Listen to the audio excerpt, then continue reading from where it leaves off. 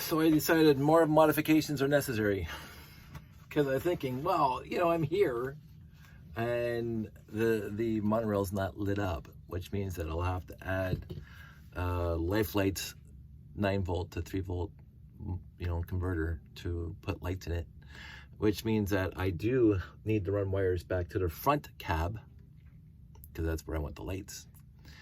And then I thought, well, here's the issue. This is a 1x4 connector and it always comes off, unlike the 2x4 that's there. So I thought, well, while I am here and while I have a whole stack of these things, yeah, I'm gonna cut it. And in order to cut it, I have to change the bit in my Dremel. And so let's do that. I don't want to lose that drill bit because it's the exact. Is this the wrong color? Might be. Dremels are fun. Yeah, that's wrong. So I have to get another one. Oh my goodness. I was not expecting this. Let's see if I actually have. Let's see, I have this guy. Let's see what size. Maybe it's this guy. Call it, I think they call it. That's the right one. So that goes in there. That goes on here.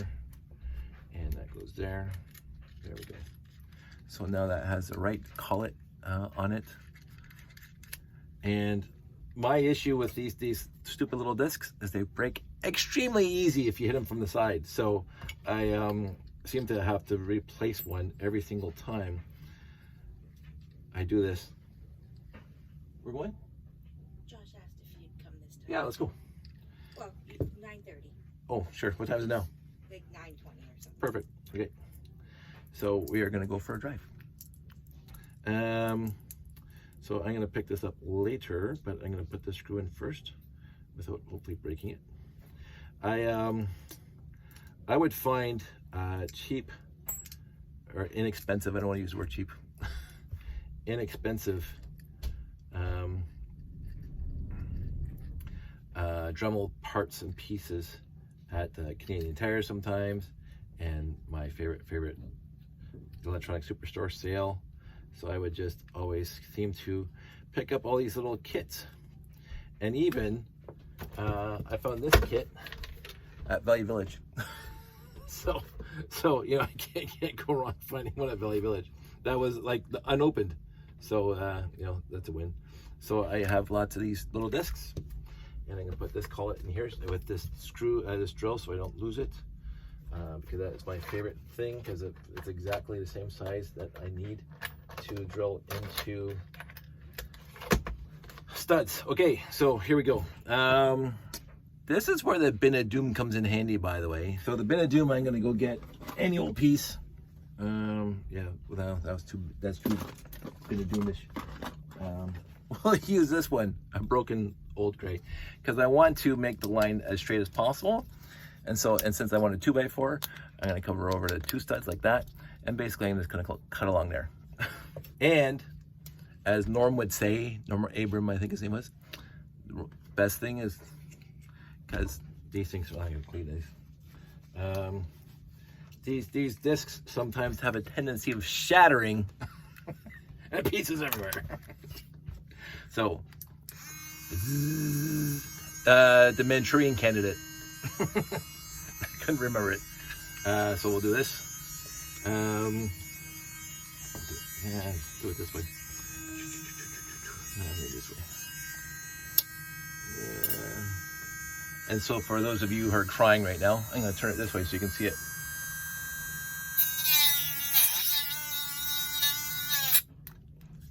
And sometimes this is the one that doesn't have a lot of horsepower to it. Okay. And I would do this on my saw. For those of you who saw my saw. My problem is that the saw is not, I think we're going, so.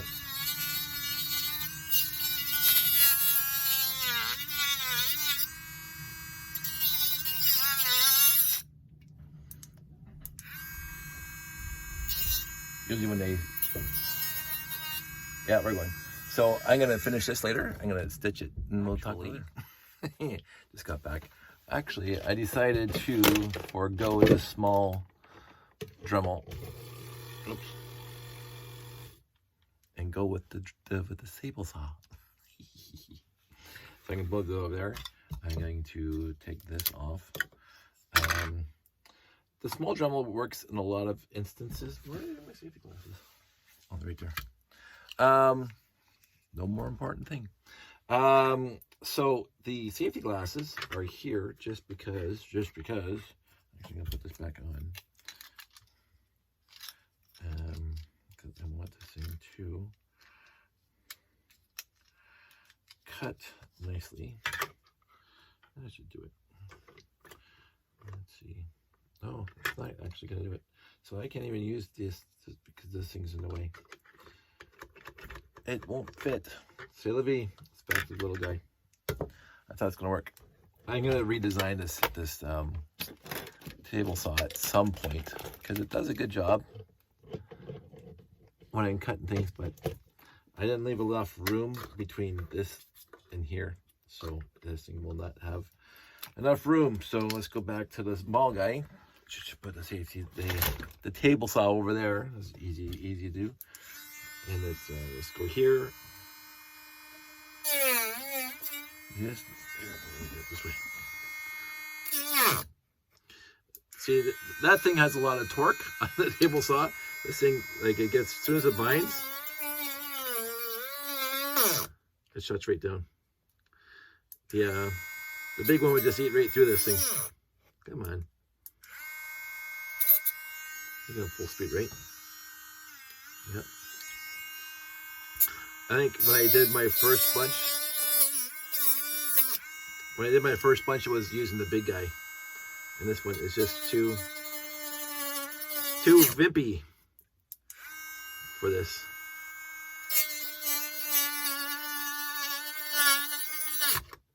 Not exactly off to an auspicious beginning, as they say.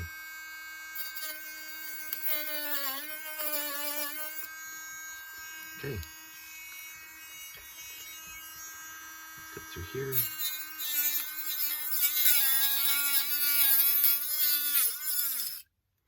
Shush.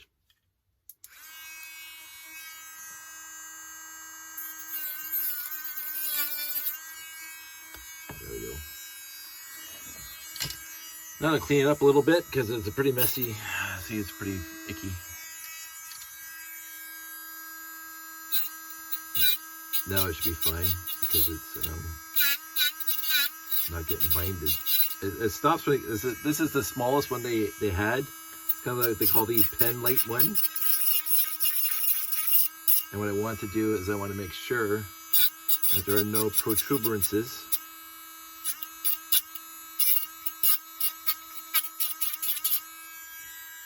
That you can feel and or see. I'm back in hardware mode. It's kind of fun. When I was watching Iron Man 2, when he was back in hardware mode, designing his new Atom. One of my favorite things. The other thing I do is because this side piece is way too high. You can see on. Let me turn this off before I get caught on something like me. Here's this piece. You can see I really modified it here, which is kind of nice. So I can do the same thing here. I'm debating, maybe I can do that in the table saw. Yeah, I'll do that in the table saw. It might be easier.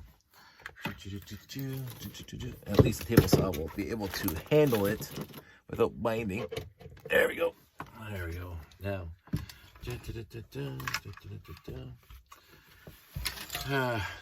The workbench gets a little messy, if you want to call it that. I'm going to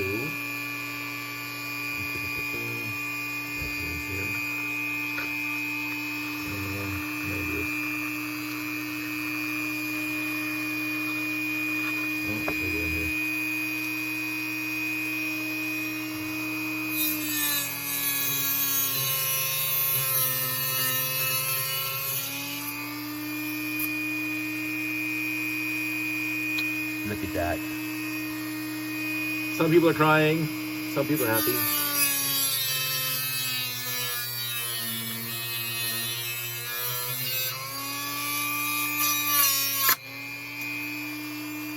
See?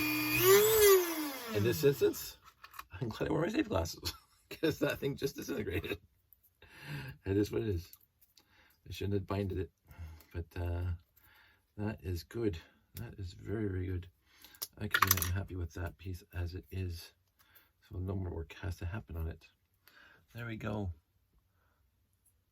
Not too shabby. So I'm going to get rid of this thing. I'm going to put that piece back into the bin of doom. And if I did my job correctly, put that over there. Grab, not that piece.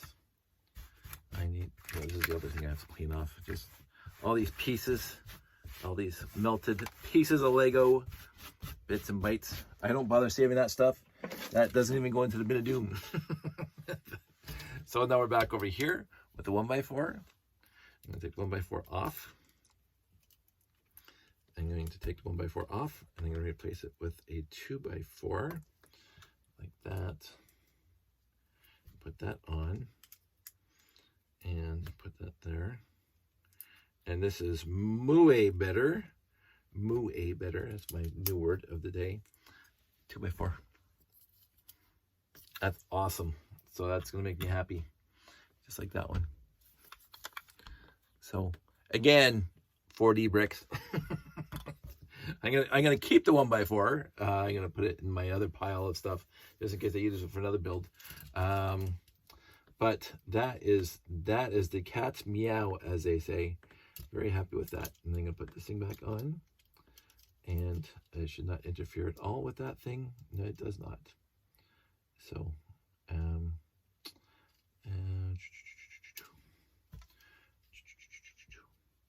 actually, I just noticed something. This is why I did that. I cut this one, so it is this piece here is flush, and this thing sits a little proud of the brick. So I might debate that. I don't know if that's gonna hit the because this thing is now hitting, but I don't know if it cares. I don't think it's ever gonna be. Yeah, I don't know. It's color me undecided. I'm going to possibly just clean that up with the small Dremel, because I don't feel like replacing the big one right now. So I'm gonna get this guy back, plug him back in. This is what happens when everything is a mess when we're in hardware mode. And the safety glasses went there because I like my eyes unhurt. I've been to the hospital before, by the way, for getting little pieces of steel in my eyes. Thankfully, nothing to do with Lego. I think some people can already guess why I went to the hospital. See, I built this submarine once. Well, my friends and I built this submarine once. And yeah, sometimes welding and grinding and other things.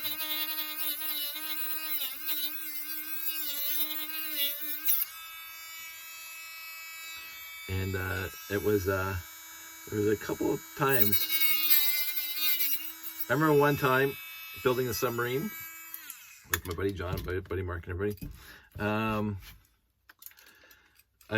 We finished whatever we were doing for the day, and I came home and I went to bed, and at 3 o'clock in the morning, it was 3 a.m.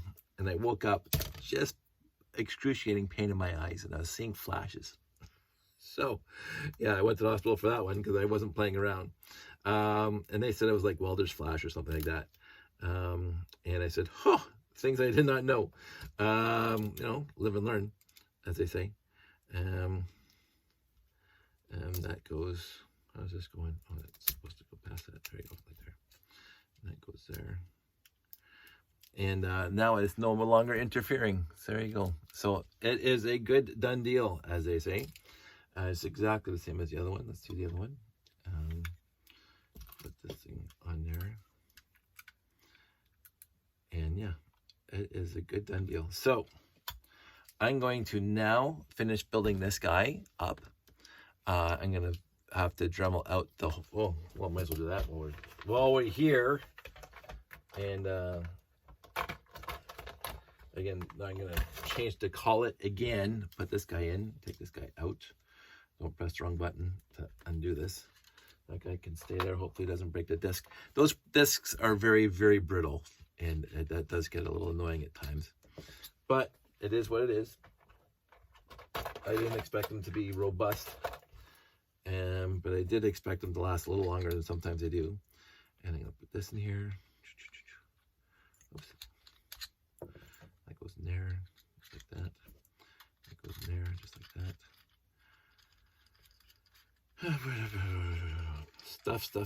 Stuff. You know, I do enjoy this. I really do. There we go.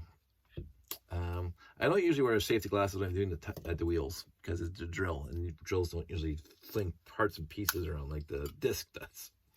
But I do need to pull off this little piece here, and the easiest way I found is just using a pair of tweezers. Pull them up, that way you don't break it. And now I'm going to drill the hole. Turn this on. Manchurian Candidate. Yes, it goes through my hat. And okay, let's stop. I've never seen the movie. Dustin Hoffman and whoever else was in it. I've never seen. It's just like I've never seen The Godfather. I have never sat through The Godfather 1, 2, or 3, and I know because people tell me, and I get the general gist that it's one of the best movies in the history of mankind. I get it. I just don't feel like these. I've made it this far without watching it. I'm gonna see if I can go in the next 40 years without watching it. I've seen Jaws. I'll tell you something. Okay, so we're gonna talk about movies for 2 seconds, really quick, probably. In our lifetime, there have been a slew of absolutely fantastic movies. Absolutely, my lifetime, and I was born in the 60s. So that includes The Godfather. That was made during my lifetime. I'm not going to say which generation has better movies. The 40s and 50s versus the 60s and 70s versus the 80s and 90s, blah, blah. I know for myself growing up that I loved 80s movies. You know, again, I'm a Gen X kid, and Last Starfighter, Dirty Dancing, like all the ones, Rockies and blah, blah, blah. Even the obscure ones, Weird Science, if that's obscure. And Porky's, nah, that was a waste of time.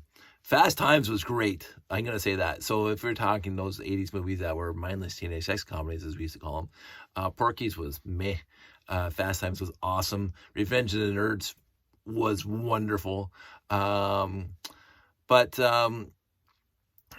in any given day, overall, if I want to watch a really good, well-done movie, I will go watch Casablanca. 1940 or 1939. I will go watch that. It is a stupendously awesome movie. It is one of my favorite movies of all time, Casablanca. And it's powerful, it's emotional. I absolutely love it, and it's absolutely a great movie. I dislike vehemently Citizen Kane. Vehemently. For me, Citizen Kane is, if I want to use this, I don't know if anybody out there has ever seen the movie Duel, D-U-E-L, Duel. Duel as probably, if I remember correctly, it's like one of the very first movies that Steven Spielberg made as a director. 1972, I think. Dennis Weaver, not Hopper. Dennis Weaver's in it. And it looks like it's done well. But it looks like it was made by a student of movies, like a student, because all the shots were there. The shot going through the circle, the portal of the dryer kind of thing. And so it was like somebody going through their textbook and saying, oh, this is how you do that shot. This is how you do that shot. This is how you do. I was entertained. I mean, it's not a bad movie, but it wasn't a great movie that Spielberg, and again, it was one of his first, so he was easing into it, but not my favorite. Not my favorite movie. But but he went on to do absolutely fantastic things. So in the grand scheme of movies, there's going to be hit and misses, and I don't mind that. And I've seen some duds. For me, Citizen Kane is even a worse movie for somebody scripting out, reading how to make movies out of a textbook from like university class, and then make the movie. There was nothing emotionally substantive to that movie at all. There was nothing gripping me to feel bad for people. There was no emotional content in that movie except for one utterly fantastic scene. I mentioned it before. There is only one, but as I said, the rest of the movie is just a how to make a movie. How to shoot a shot, how to even the story is cohesive. It's large, it's larger in life because that's the whole point. It's supposed to be like Howard Hughes or whatever. But I had no emotional involvement in that entire movie as the story presented itself to me. The only thing I absolutely adored in that movie, and it will go with me till the rest of my life, is the one thing that had nothing to do with the movie. Is when the bank, I think it's a banker, was talking about the time he was taking a ferry across the Hudson. I guess it was the Hudson back there, going to New York City, and his ferry's going one way, and the other ferry's going the other way. And he's talking about how memory works. He says he was a young kid at the time, and he was going across, and there was this girl in a white dress and a white bonnet going the other way. And he described it, and he painted a picture in my head, so I could visualize the scene completely. And it was a poignant, beautiful little soliloquy in the middle of this really, really long and boring movie of people who want to make a movie. But it's the only emotional response I had besides apathy towards the entire movie. I am apathetic. I didn't hate the movie. I don't hate movies usually. There's only a few movies I hated the other guy. But I found Citizen Kane, and they say it's such a great movie, and it's always in the top 10 of AFI's greatest movies of all time. It's crap. Well, it's not crap, but it's not emotionally there at all for me. I got nothing out of it besides that one scene that had nothing to do with the movie, just him telling a story. But Casablanca, from beginning to end, it was a wide range of emotions. Just absolute for a 1940 movie. Because they didn't, there's not like the weeping. I will watch Casablanca anytime it's on. I think that's one of the best movies ever made, even though it's got a huge plot hole in it, which I won't discuss again. But other old movies, I mean, It's a Wonderful Life. That's just a given. Wow, where's that coming? Here's me coughing up a lung. Take these out, sort of not my way. I love movies. My friends and I always love movies. We always saw a lot of movies opening night, especially Star Wars and Star Trek. We loved Schwarzenegger movies. We loved Stallone movies. We like all those action movies. I like romance movies. Straight up, I'm a rom-com guy. I love rom-com, so I have no problem saying that. And even when I was younger. I do remember The Witches of Eastwick because you had all these big megastars in it, and I'm going, it was okay. It was big and grandiose and whatever, but it wasn't great. It wasn't great. I didn't think it was awesome. Cher has done beautiful movies, like just fantastic movies, but The Witches of Eastwick, nah. Death Becomes Her was a very thoughtful movie. And again, you're not supposed to like it because that's the whole point of the movie. And so that one's kind of stuck with me all these years of one I don't have to watch again. Okay, let's talk about that really, really quick before I drill some holes. Movies I'll never watch again. And one of them is Death Becomes Her. And again, Goldie Hawn is literally fantastic. And Bruce Willis, I love everything he's ever done. But it's a movie I don't have to watch again. And it's not because it's a bad movie. It's just I was discombobulated. I guess it's not uncomfortable, but it's just, no, I don't need to see this movie again. It's exactly like American Beauty with Kevin Spacey and a whole bunch of other people that you'd recognize if you saw the people actors. I saw it. It was an extremely well done movie, and I never have to see it again. Don't have to see it again. Unlike the other guys, which was a stupid movie. It's like Dumb and Dumber. And a lot of people disagree with me, and I get it. I get why there's a huge following for Dumb and Dumber. It was just too dumb for me. It honestly was. It was just too dumb. And I'm a guy who loved the Three Stooges. And again, time and place. I will never watch Dumb and Dumber again. And I love Jim Carrey, and I love Jeff. They're fantastic actors, and I loved everything else they've ever done. But I will not watch Dumb and Dumber again. I won't do it. So I don't have to. There's enough things out there for me to watch. I don't have to watch Dumb and Dumber again. Again, people disagree that, Dumb and Dumber every time it's on TV, and they watch it. Absolutely. Knock yourself out anytime. It used to be Independence Day, not anymore. True Lies. It's just a complete nothing movie, but it's so much fun to watch. It is a joy to watch. I love that movie for many reasons. Anyway, time to drill holes. Yeah. This way. I have to figure out which way I'm going.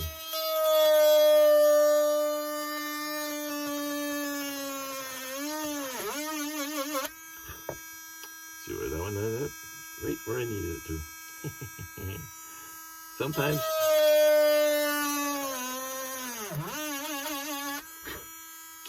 I know what I'm doing.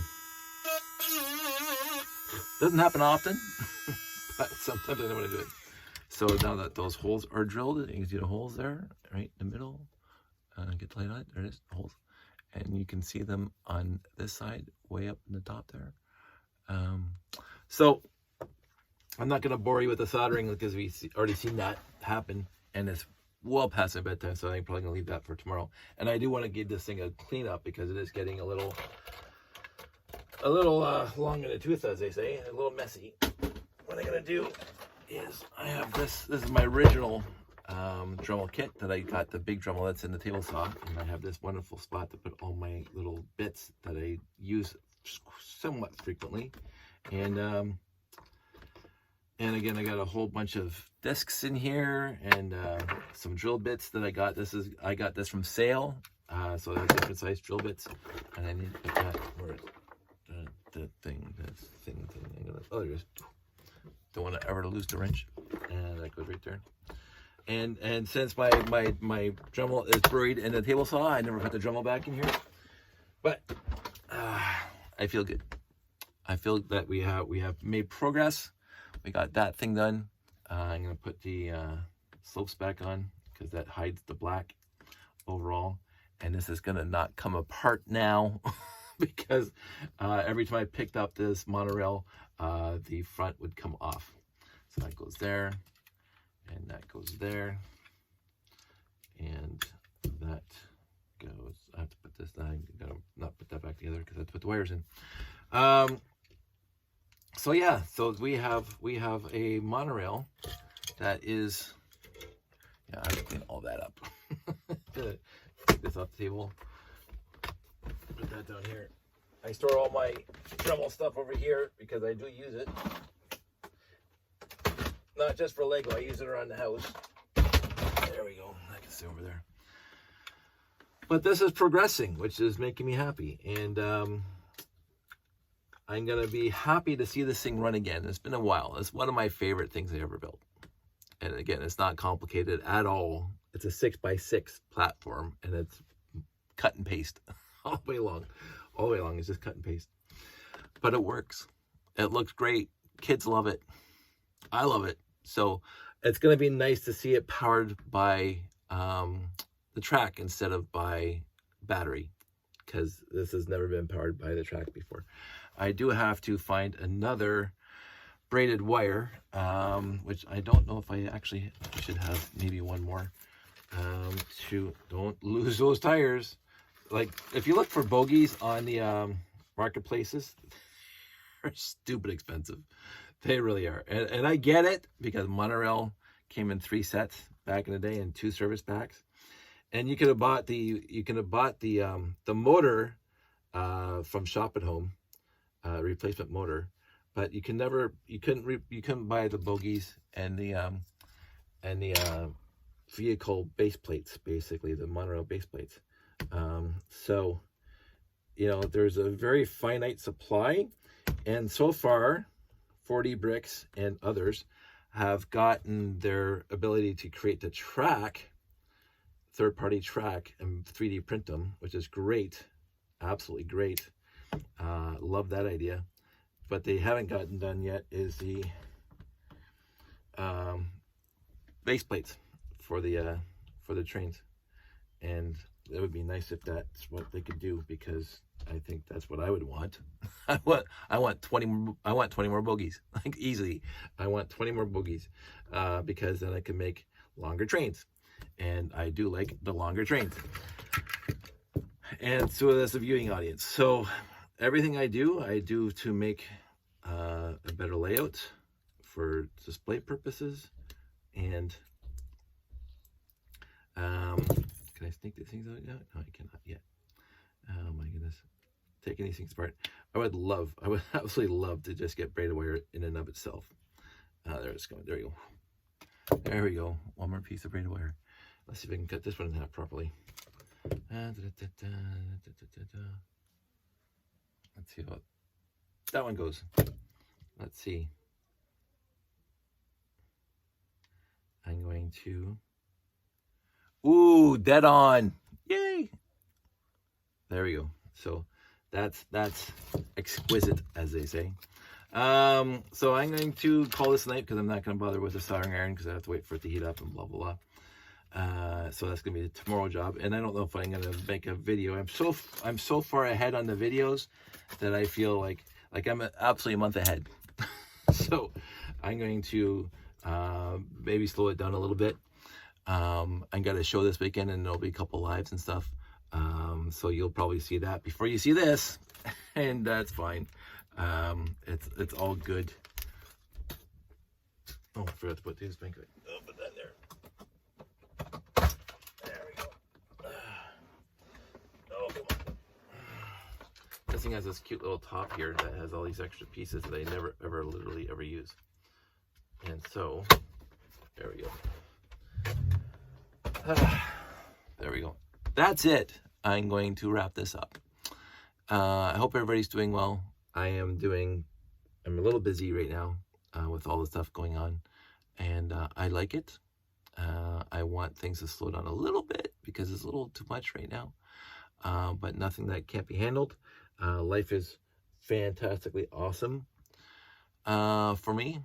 Family's great. Josh is doing well in school, and life goes on. So I hope everybody out there is also having some success and some happiness in their lives. I'm having happiness here, which is awesome. And I'll just keep on doing what I'm doing, and you guys keep on doing what you're doing, and we'll catch up. Talk to you soon.